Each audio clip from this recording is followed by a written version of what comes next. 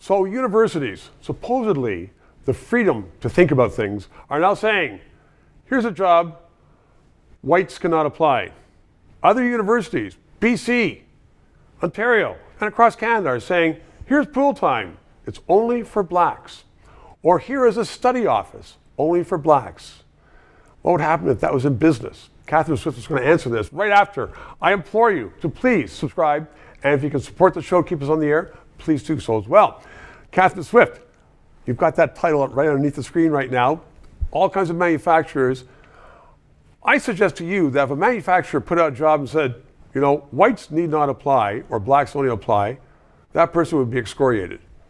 I would hope they would, because they should be. So how can universities get away with it? Well, because they're quasi-government, I suspect, institutions. And by the way, an awful lot of big private sector companies, they do tend to be the big ones, because our members are small to medium-sized, independently held companies and so on. And I'll tell you, you walk into any of their premises and there's people of every origin and whatnot, and that's just our labor force out there. So the notion of saying X should not apply, whoever X may be, is foolishness from a business standpoint.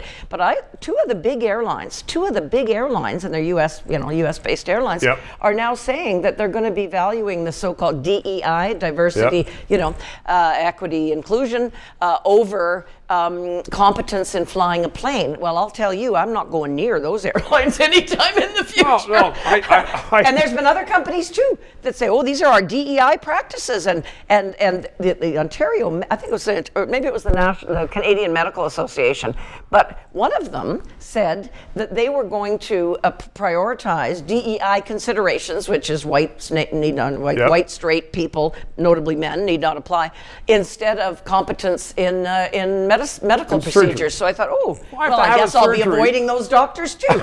No, but it's insanity.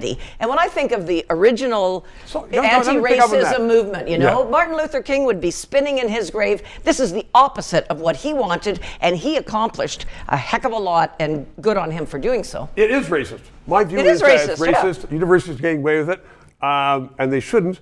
But as you say, it's government. So, but you represent small manufacturers and businesses across the country.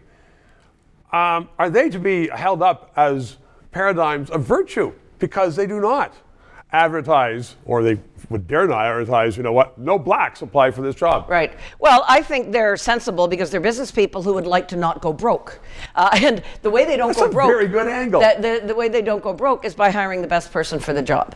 And they are, I'm not saying everything's perfect. Everything's never going to be perfect. You're going to have your biased person and so on. But by and large, the vast majority are, you're good at X, which is the skill I need right now. I could care less what other factors are in your life, your skin color, or your religion, whatever it happens to be, your gayness or straightness or whatever. Yeah. And so I think their pragmatism sensibly prevails because they want a business that's successful, and that's how you do it. You hire the right people regardless of these other factors. But there's a huge, very virulent movement right now in our education systems, in our society, to have reverse racism, basically. I know. So it's also changed because business has now become the paradigm of virtue, and academics, 3 minutes.